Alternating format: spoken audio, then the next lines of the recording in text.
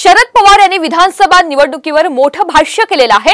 आगामी विधानसभा निवडणूक हेच आमचं लक्ष्य आणि मित्रपक्षांना जागा देणं हीच आमची जबाबदारी आहे, असं वक्तव्य शरद पवार यांनी केलंय। तर कोणताही खासदार आमच्या संपर्कात नाही, कुठल्याही खासदाराला निवडणूक नको, सध्या अशी स्थिती आहे, असंही शरद पवार यांनी स्पष्ट केलंय।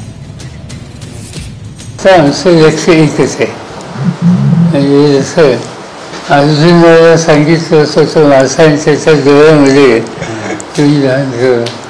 तसं आज आमच्या सगळ्यांचं लक्ष उद्याची महाराष्ट्राची विधानसभेची निवडणूक आहे। उद्याच्या विधानसभेमध्ये या सरकारांच्या हिताची जखम करण्याची नैतिक जबाबदारी आम्हा लोकांची आहे आणि त्यांच्यासह आम्ही पुढे जावं असा प्रयत्न केला जाईल।